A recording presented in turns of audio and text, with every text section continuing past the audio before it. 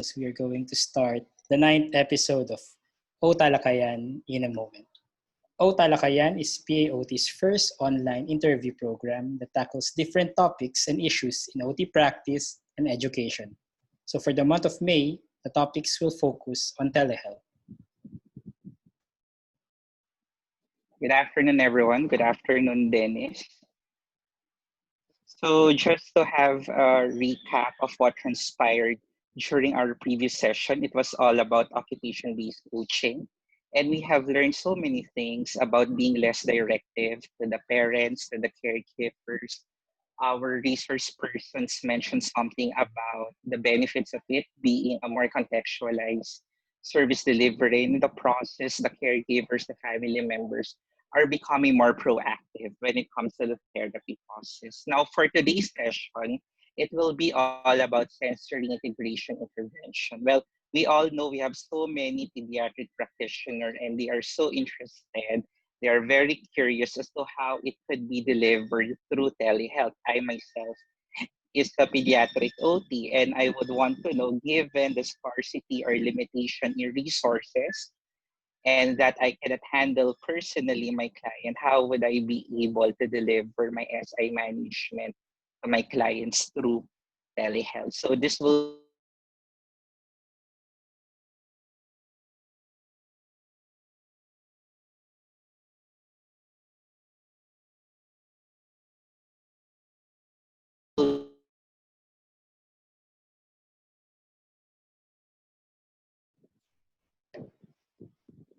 Okay. All right. So you're right about that, Kim. So let me introduce to you our guest speakers for this afternoon. So our guest speakers are Mr. Eugene Liwag and Ms. Nika Carla Santos. Eugene has been practicing for 7 years as a pediatric occupational therapist. He is currently affiliated as a senior OT and team leader for Kurana Child and Family Services in New South Wales, Australia. He has been intermittently doing telehealth since September of 2019, then has been doing it full-time since the onset of the lockdown in Australia, so from March of this year to present. Nika, on the other hand, has also been practicing for 7 years as an occupational therapist. She is currently affiliated with ITS Integrated Therapy Solutions in Los Angeles, California. She was the one who wrote their facility protocol on telehealth, and she has transitioned fully and on her 7th week now for telehealth since the LACT Safe at Home order has been sanctioned.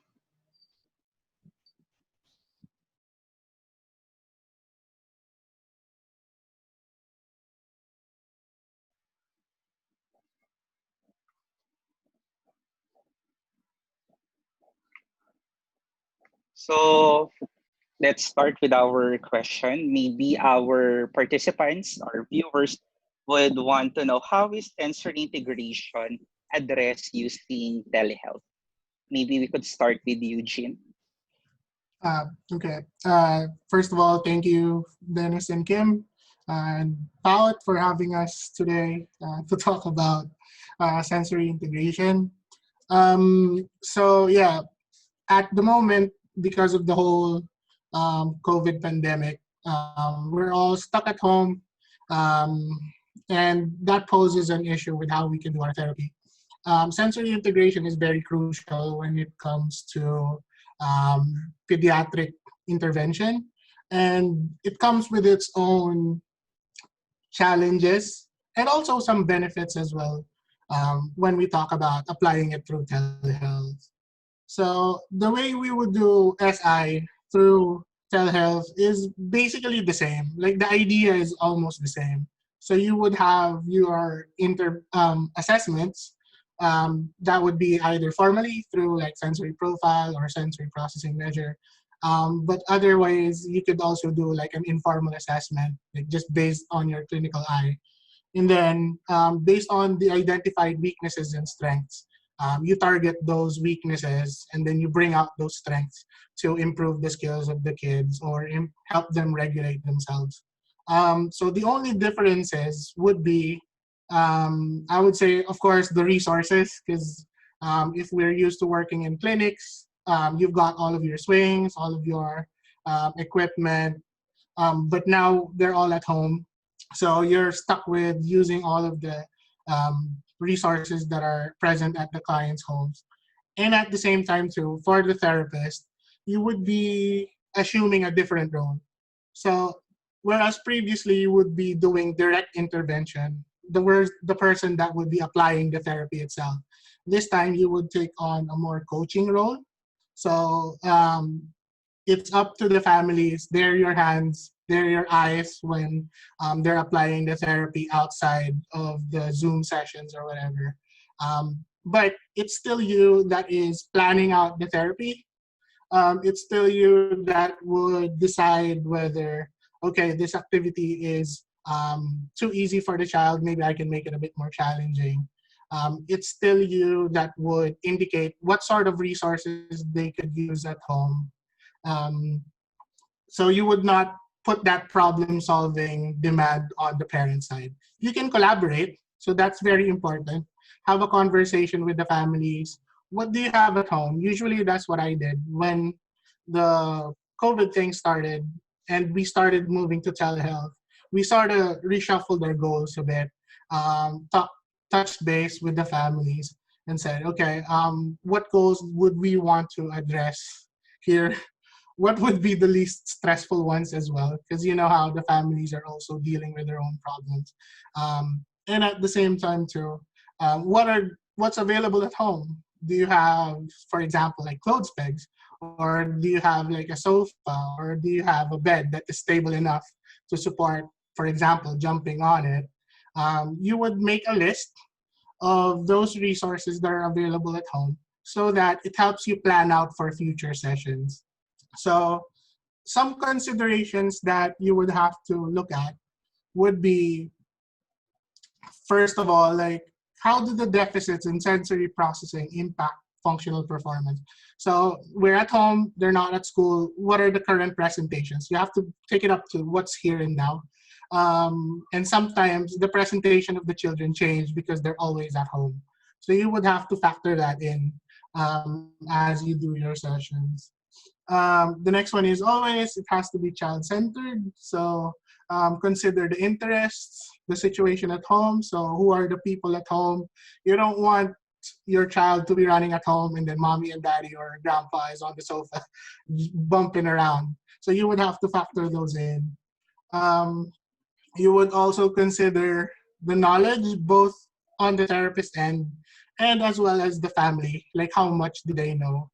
There would be times where you would have to upskill them, um, just so they're not basically just applying it like robots. It's a collaborative approach. They need to be able to give you feedback um, on a more accurate level. Otherwise, this wouldn't work because you don't know what's going on as effectively. Um, what else? So you would also consider what techniques you have already imparted to the families. So for example, the deep pressure massage or those ringing or milking techniques that you've already known.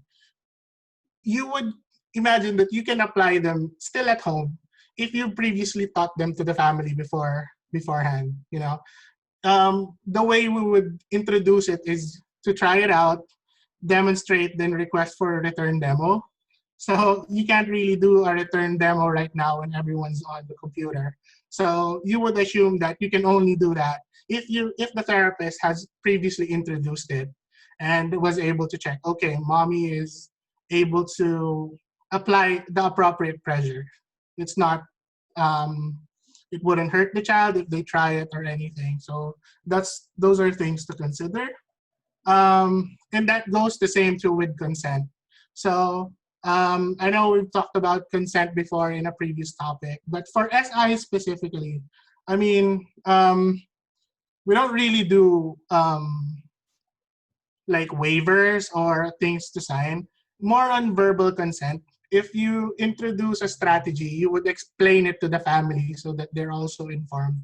And if they feel like they're not comfortable to do it, then um, don't push it. of course, you would have that discussion on why it's not comfortable if they're open to it. But if not, then don't do it. But if they are, then that's when you can, okay, let's try jumping on the bed or let's try crawling under the table. As always, you would also consider the safety. It's much harder this time because you can't just catch your kid when he's about to fall. If we had built those reflexes before in our jobs, this time you're hoping that the parents would too. So probably at the start you would be reminding them over and over. Look at your child, don't look at the screen. Keep a lookout, stay close to him, have your hands out just in case there's any potential for falls. And then lastly, you would consider the environment and the resources again. So always be careful if the environment is wide enough or spacious enough to do exercises so you wouldn't bump into anything valuable that might break. Or if you're working on tiles, just be careful that there's no wet spots or it's not smooth enough that they might slip and fall. Those considerations would be very important. But going to the activities themselves, they're basically the same. So for example, if you had like a tunnel, before in your clinic, you would say, okay, let's use a chair this time and have my child crawl under. Let's make the tunnel longer by piling chairs in front of each other so that he crawls longer. Or if previously you had a trampoline, you would want to jump on the bed instead or jump on the sofa or lay down some sort of padding on the floor, and then that can be used like a crash mat. So a lot of ways would be adapting what's already at home to do your sessions. At the same time, uh, the I would say the toughest or hardest one would be to emulate like swings or suspension equipment. You can try using what do you call that? Bed sheets or sheets or covers, and that can work. But you have to consider too, like where can you attach it, or if mom is gonna lift it, will it be biomechanically appropriate? Like you don't want them to have a sore back after that. So it really depends on the family too. If they can address it, where they tie it to a certain stable pole, and then they're holding the other end and then swinging it around. Yeah, sure. Have like a pad at the bottom so it's super safe. But yeah, going back. It's always a collaborative process. So you would always have to talk with the family on what they're comfortable and able to do.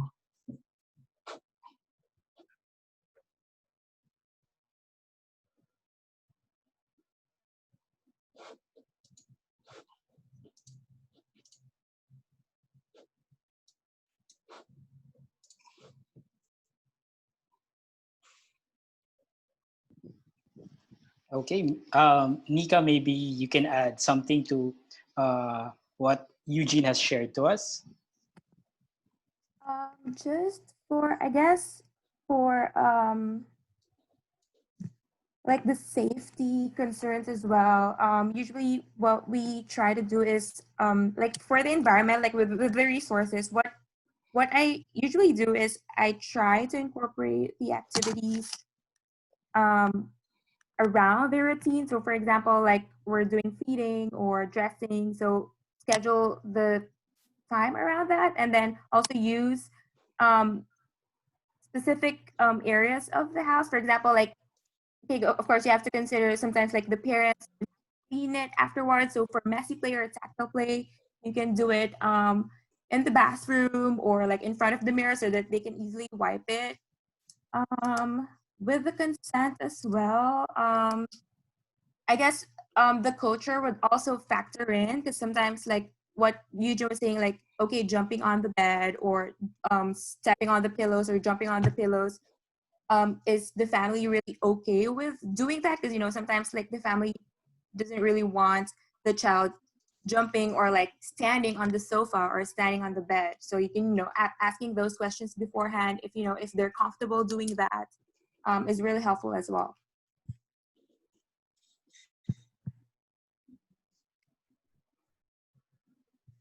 Okay.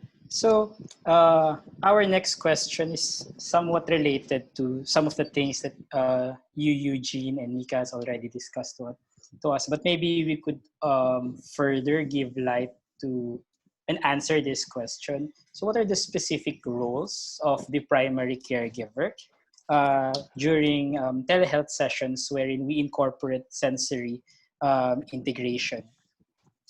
Maybe Nika can start with this. So I would say there will be three, I guess, main roles of the primary caregiver during the telehealth session using sensory integration. First one would be, of course, they will be the main facilitator of the session. So they are responsible for setting up the environment so that the child can get the sensory input that he or she will need. Also making the environment safe as well. At the same time, like decreasing the auditory or any visual distractions in the surroundings. Also, the next one would be the very important one would be having the parent as a co-regulator, because sometimes parents don't really realize how they affect the regulation of the kid.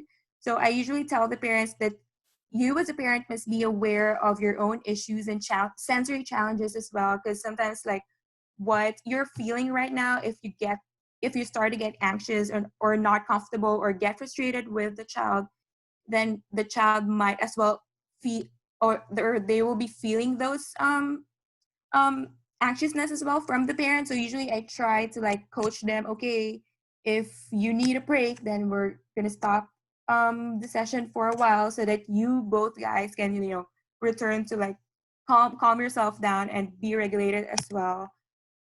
Also not trying to educate the parent is very important too, because first you would also have to tell the parents like what are or how sensory integration affects, especially if the child is very sensitive. They might start to show like some physiologic responses or some unexpected behaviors or responses while providing the input. So teaching the parents how to read and respond to the client's cues, also being vigilant on how to check those like little behaviors um, from the sensory input that the parent is providing. And then I guess lastly would be it's also the parent's responsibility to provide feedback and also ask for feedback from the therapist, because usually like what you were saying, we cannot really see fully what's happening. There might be some behaviors that we cannot see on the screen, or sometimes the video quality is not good. So you might also you as a therapist might need to ask specific questions. Okay, is the child pulling away or grimacing or tensing his body, so that you kind of like have a better idea of how the sensory processing is affecting the child.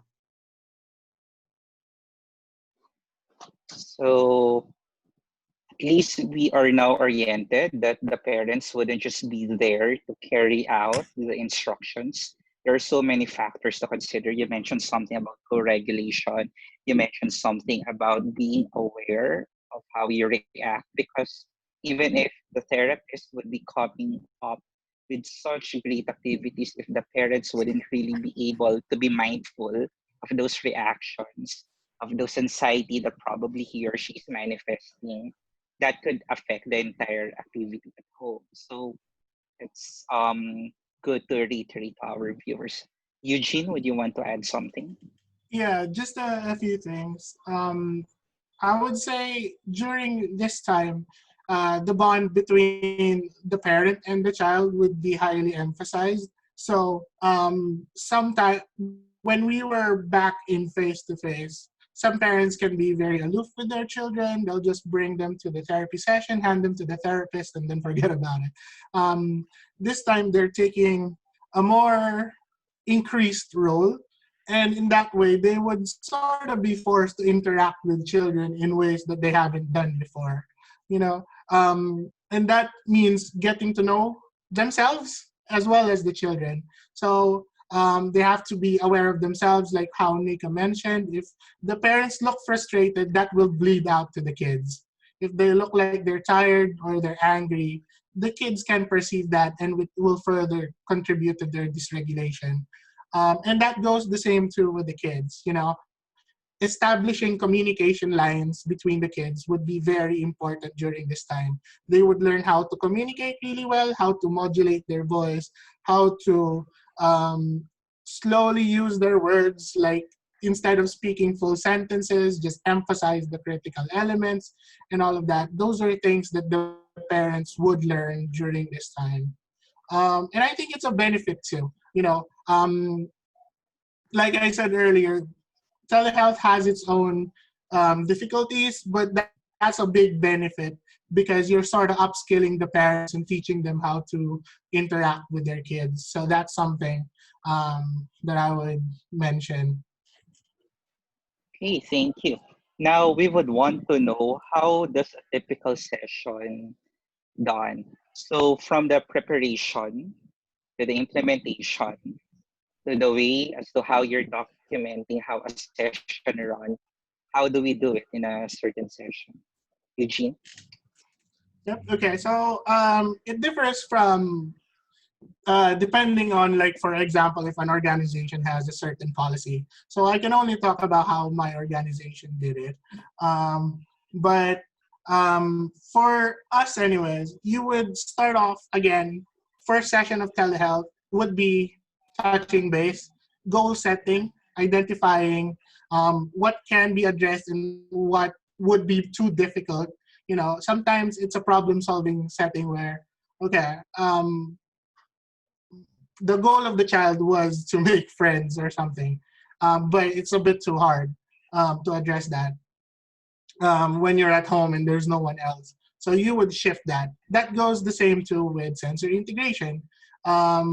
If, for example, the child wants to run around as much as he can, and the home is very cramped or there's not a lot of space, you would have to adapt that in different ways. Address that through movement, like jumping instead of running. So you would adapt it. But yeah, basically goal setting, identifying what can be done and what can't be done.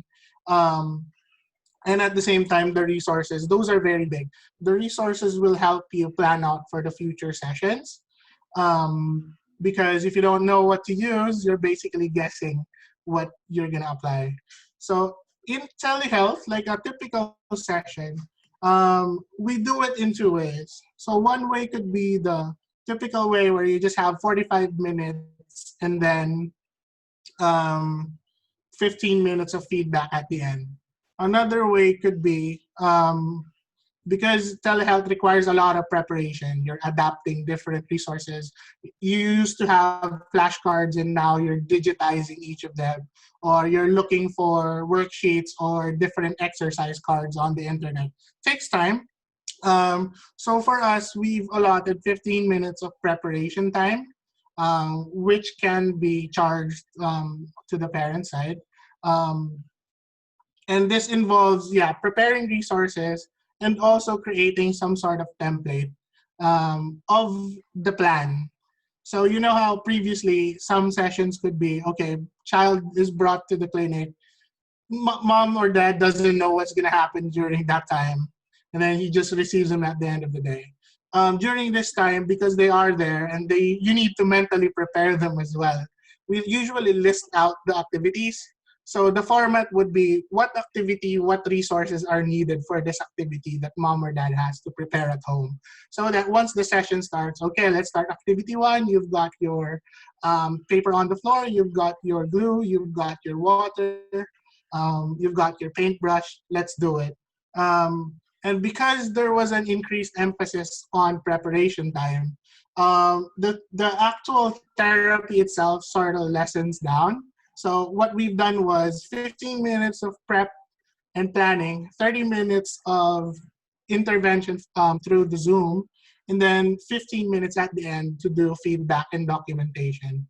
So it comes from both ends, where the increased effort on the therapist side is sort of addressed, or it doesn't go to waste, you know.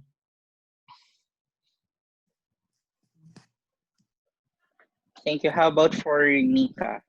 Yeah, so for mine, it's a little bit different. So what I usually do, of course, in the beginning, you have to prepare the parents because sometimes, like, especially transitioning, because of course, this is like crisis telehealth. It's not their choice to do this. So you also have to a lot of support to the parents by preparing them and also like reassuring them that we are here to support them. So what I would usually do is at least one day before the session, or if not, like 1 to 2 hours before the session, I would send the list of like the activity flow, it depending on the client. So if the client is able to follow like a structured schedule, I will have like a definite schedule with sensory activities incorporated in them. But then if it's like early intervention or like younger kids or low functioning kids with limited language, usually what I do is I will just give like an activity flow to the parent, and then I would just say, okay, 15 minutes, we're gonna allot it for like a preparation or like preparatory activities like heavy work. We can do some vestibular, and then once he's good and he's regulated, we can transition to like a more purposeful occupation base. Like we can do some dressing or like purposeful, like doing some like fine motor activity or tabletop activity in the beginning. And then towards the end, I would allot like 15 minutes as well for reflection with the caregiver, feedback for the child and for the parent as well, highlighting what are the strengths of the session. And then also setting the plan for the next session so that it cuts up the time for the therapist as well, to think of like the activities you can brainstorm right then and there. What are you going to do for the next session? Okay, how about for documentation? Are you following a certain format? Or what are the things that you are putting in your documentation? Do you have one for the parent and do you have one for yourself? Eugene or Yeah, Nika? for us, yeah, you have response. You record the responses for both. We still follow the typical SOAP format. So at the start, you would just say, child was seen for OT today. He was fairly regulated, or he was a bit dysregulated, a bit upset at the start. You would record all of the observations that you saw on the screen. But this time, we just added a little part where we discuss about the family too. Like, for example, mom A was a bit more confident today about performing the tasks, or mom A was actually recommending some ideas during the session. And you would record that because that's part of capacity building on the family's end. For the activities themselves, it's usually the same, like needed some prompts and cues, took a few repetitions before he was successful, did not show any signs of aversion when this was being done, appeared to be more attentive after the application of swinging or after doing some jumping. So it's still the same. You just add the part about the family for us. And then there's also the planning bit. In our um, notes format, at the end, what will we do? And it has always been, what will the therapist do? So I will write reports, or I will talk to the teacher, or I will discuss with the doctor. What will the parents do? So that sort of became a bit more emphasized. Like previously, I would just say, send a worksheet, and then OT will check next week. This time it's more detailed, I would say, like perform an obstacle course, set 10 items, so it's more clear. In that part, you would assume that the family would need as much details as possible, unless they've been doing this for so long. So it tends to be a bit more, a lot more stuff on it. Okay. Nika? That also goes with me. Usually, I would put the prompts and cues or level of assistance of the patient, but it's provided by the mother or whoever the caregiver was during the session. And also I would put like Eugene was saying, what the parents were doing, like the strengths of the parents were able to provide better prompting, or were the parents a little bit frustrated or got a little bit upset, and then we like things like that on the parents end.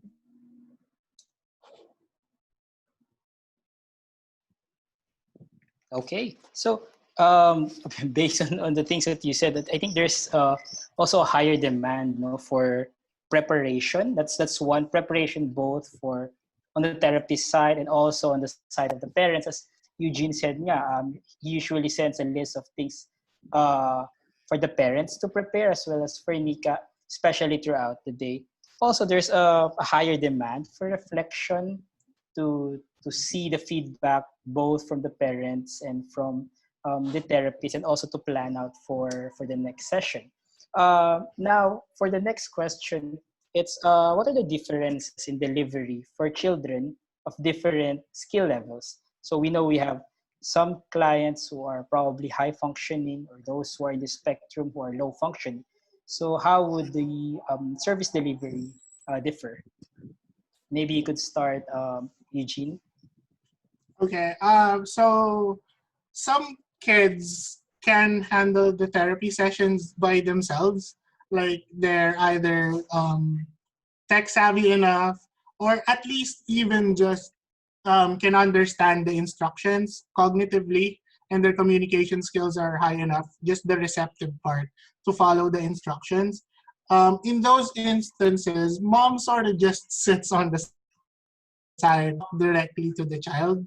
Mom is still present because there's always that concern of safety that you can't avoid, especially when you're working with kids, and you would want a responsible adult available there. But yeah, it can be the same as, like, for example, okay, you see the squares behind you. If I'm referring to the tiles, I want you to jump back and forth, and they would understand it and they would just do it. And in those cases, it can be a bit easy. Sometimes I'll still talk to the mom. I'll say, "Mom, can you put this one behind, or can you hide it on? Can you hide it somewhere?" And then the child has to look for it. So it's more of like a visual skill activity. Um, but it's more, I would say it's a lot easier. On the other hand, if the child is a bit more lower on the skills level, you're more talking to the mom, or to the dad, to the parents. um, you would indicate clearly what they have to do. That's the first one. So you have to ensure that the parent is actually listening. Sometimes they would be preoccupied, or they're not attentive enough. So there would be times you would ask them to repeat what you said, just so you've got the feedback that they can apply it. The second one is the physical part, where they would actually have to do physical cues for their child. So I'll try to demonstrate it if I could. But it goes like this. Like, for example, okay, we're going to have him run back and forth, put the chair here, and put another puzzle on the other side. And then we're going to ask him to jump or just run, for example. And then, for example, the child is running to a different direction. You would go, oh, yeah, get his hand, hold his hand. It's those little things that you would have done subconsciously or automatically. You have to actually verbalize it. Or, for example, like, close the door or close the TV. Can you close the TV? It's a bit distracting. Those things become more animated and become more expressed during this time. A lot of talking, even if you're addressing, like, for example, motor skills or motor control.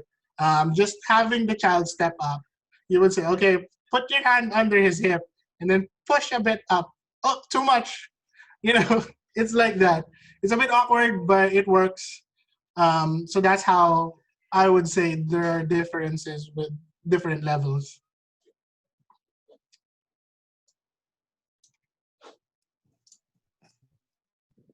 Nika, would you want to add something? Yeah, as for me, especially because I have more kids that are younger and like in the early intervention age group, what I would do, like what you just saying, it's more of like the parent interaction and the child. So I would have the tablet or the cell phone placed somewhere and stationed somewhere, and then I would just instruct the parents on what they're gonna do. Usually I try to incorporate it in play so that it's not too difficult for the kid, or it's incorporated in the routine. And also I would try to, like what you were saying, you have to be able to like do activity analysis for the parent. It's really hard to do step-by-step instructions because sometimes like what you just, it's automatic for the therapist. You have to break it down for the parents to understand what they would exactly have to do during the session. Okay, so I think that's another perspective that we have. Typically, we're doing activity analysis with the client in mind, but for this service provision, it would be also the parent or the caregiver, so that we would be able to ensure that the activity will be carried out well. It would really be carried out safely at home. Now, our viewers would want to know, can this be done either through synchronous or asynchronous modes? Nika? Um, yes, definitely. We can do both modes of telehealth. Of course, it's better to do the live one, like face to face, because it's more immediate. You can provide immediate feedback. You can adjust right then and there what the parent has to do. But sometimes I like most of my asynchronous sessions would be those parents who are a little bit not comfortable and anxious in the beginning. So I try to tend to offer that first, to try it out so that they don't feel as much pressure as as we're doing the synchronous one. So usually what we do for the asynchronous modes is would be kind of like doing the sensory diet. So getting the routine and then trying to provide sensory diet that's incorporated within the specific activities in their routine. And then usually during the synchronous sessions with that patient, what we're gonna do is I would ask them to videotape the activity that they've been doing or the specific occupation that they're having difficulty with. And then during the session, it's gonna be more of like parent education. You'll be giving feedback to the parent directly on how they manage the behavior, or how they provided the input, if it's correct, or like what other ways can be done, so that for the next time that they're gonna be doing that at their house, then they'll be more equipped and have more knowledge in that. Eugene? Yeah. So like Lika said, with SI intervention, we've already got like a classic way to address it for the asynchronous way, which is the sensory diet. And yeah, same, you would get the routine and then add some sensory input along the way. And even during face to face, you don't really observe that. You would base it on feedback from the families. So there's not much difference on that end. I would say on the asynchronous part as well, if you've got home programs that you do, sometimes it would be best if you could like send videos or send pictures along with the home program in order for the families to correctly interpret it. Because sometimes if you just said, okay, let's have him do like the archer pose for yoga, and then like the parent was like, okay, what the hell is that? But if you've got pictures along the way, then they can sort of plan it out in their minds, and then I guess the only challenge now would be how to instruct the child. Um, Other ways, it would be a way for you to receive feedback. So Nika mentioned videos or at least pictures if like internet was an issue. If ever those both was not possible, like for example, mom had both her hands full, so she couldn't take a video or a picture. whenever you would receive the feedback, you would just have like an extra sense to ask further questions. Like if the mom said, "Oh, you went fine," okay, how fine? How can you describe what fine was? Was he balanced? Was there any shaking? Was he upset during the activity? Just ask those extra questions so that you can be well informed and plan further. Another way is you can actually put that in the home programs. If you give out like handouts, um, you can have like a little tick box like I did this or mom did this, and in that way you sort of give further prompts that it's actually applied when you're not directly in front of them. So yeah.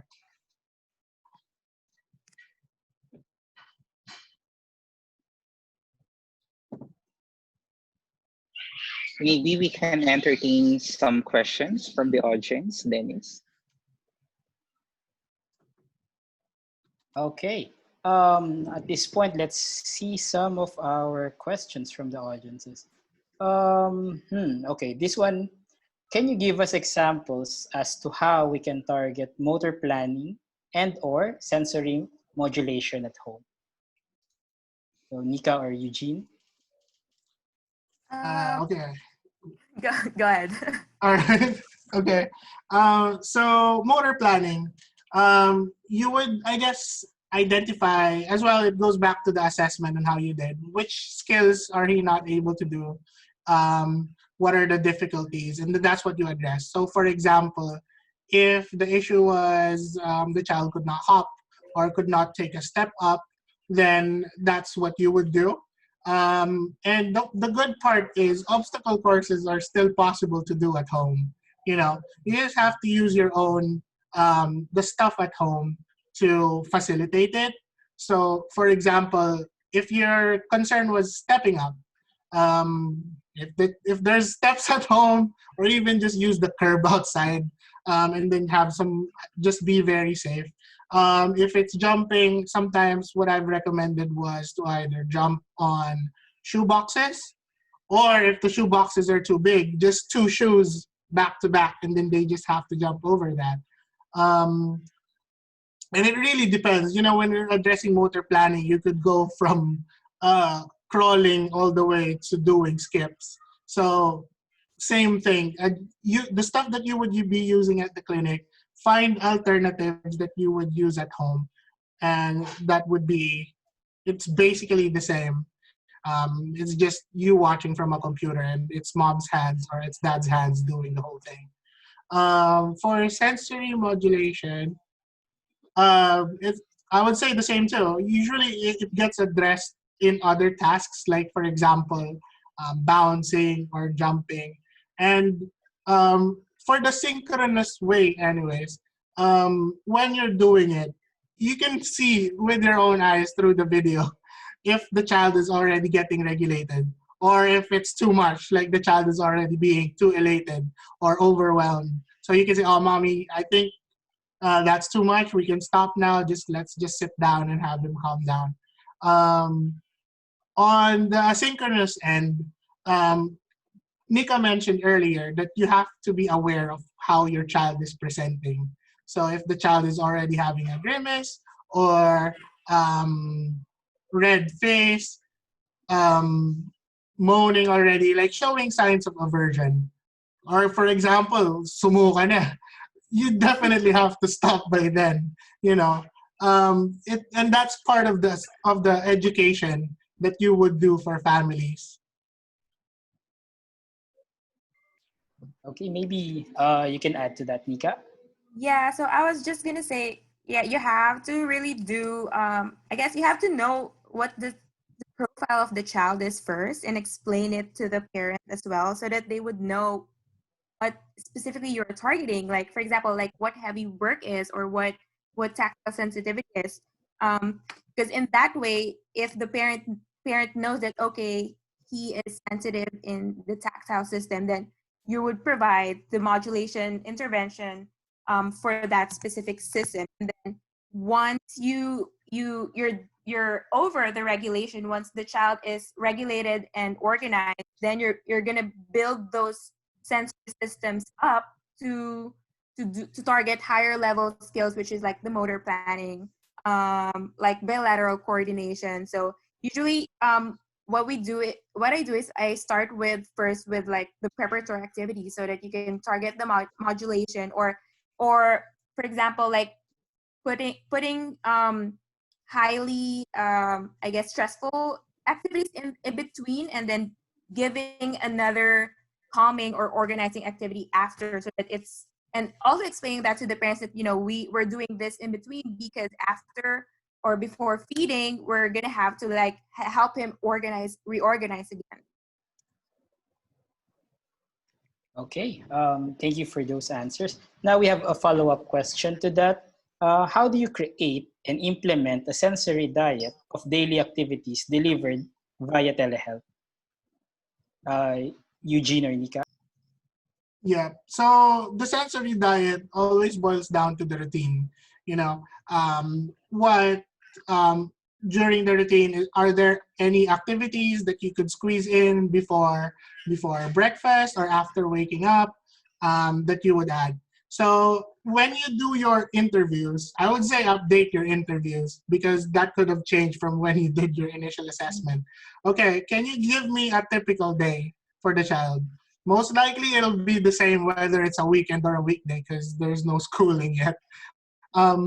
But so that at least makes it easier for the family. And then, for example, you would add different things to the routine.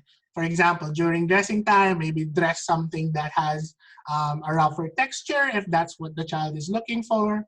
Or for example, adjust the diet itself. Like, okay, let's eat crunchy food or chewy foods or something like that. Or it could be something where every 2 hours we would do like toe touches, where you just go up and down for 20 minutes, 20 minutes, not 20 minutes, 20 times, you know. um, it's basically the same. When you do a sensory diet, um, it's basically you and the mom in front, and then you're discussing it. What do you think is possible for you to do at home? Here are my suggestions. Can you incorporate it into the routine? Um, the only consideration would be the feedback, how you would get the responses from the family, and same thing how we discussed before, video observations. If you could if mom could describe it really well, ask questions if you feel like you need more information, or pictures. Okay, we have another question from the audience. Do you also use the fidelity measure when applying SI in telehealth?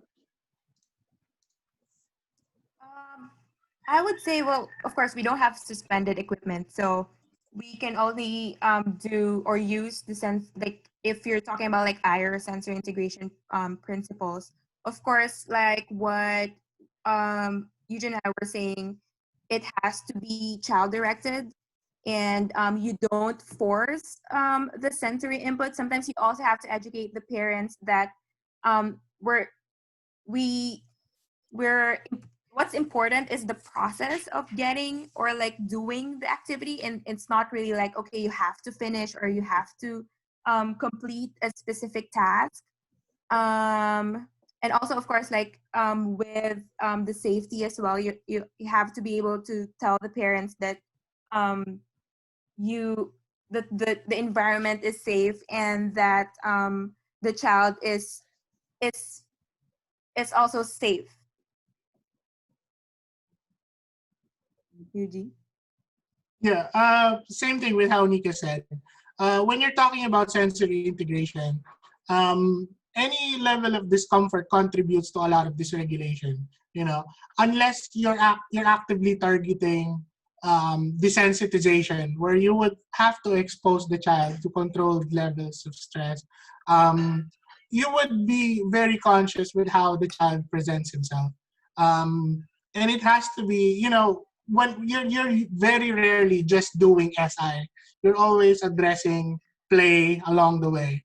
And when you're doing play, it has to be pleasurable for the child. Otherwise, it's not really play, you're doing work.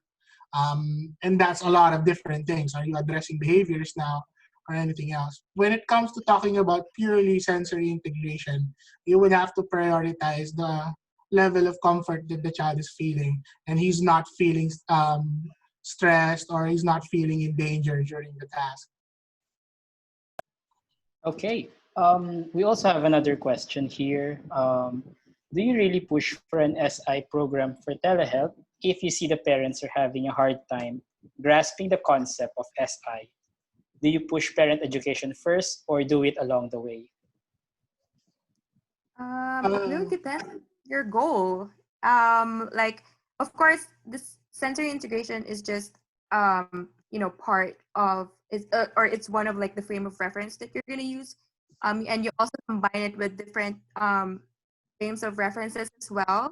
So you really what the question you're asking is how the sensory processing affect function and the occupation of the parent. But of course, you have to explain to them if you believe that it's truly sensory that they're having issues with, then of course you have to do a lot of I would say it's effective to do parent education heavily in the beginning so that they know and they're aware that okay, why are you doing jumping, or sometimes because sometimes parents will ask like, why are we playing with shaving cream, or why are we playing with water?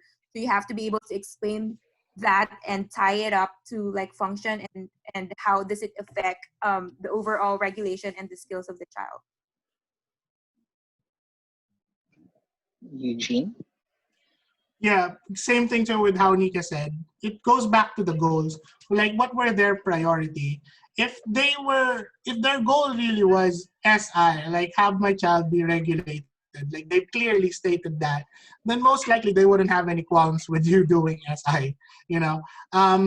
But you can relate it to as well in other goals. Like, for example, if the goal was school participation, then you would say, okay, the reason why we're doing this is so that he could be regulated enough that when he sits down, he's at his optimal arousal and can concentrate. And in that way, you're working with the family. You don't, it's very difficult when you're clashing with the family and say, kailangan natin mag-SI. It's hard to explain it like that. But if you relate it to what's important to them and what matters to them, instead of being in front of them confronting, be beside them and collaborating, then you could achieve your goal because basically you're doing the same thing. You want the same thing. Okay, and I think we will be proceeding with our last question. Given the setting in the Philippines, do you have sound recommendations for kids who are sensory challenged, considering the limited resources that we have?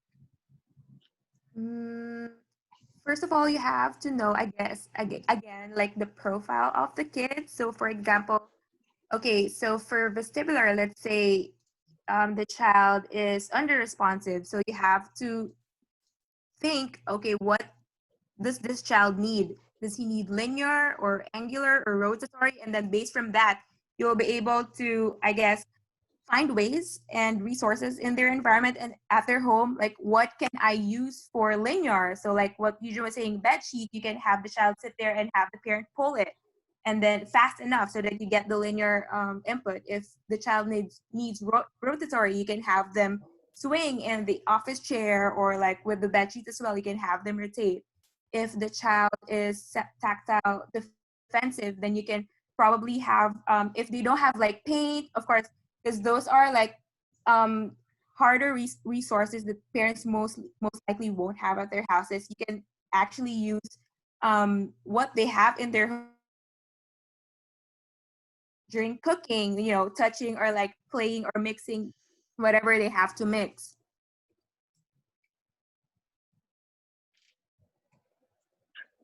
Okay, so Eugene, any other Yeah, recommendations for our Filipinos? I would say, yeah, with SI, the way I'm doing it here is not that much different to how I would be doing it if I was in the Philippines.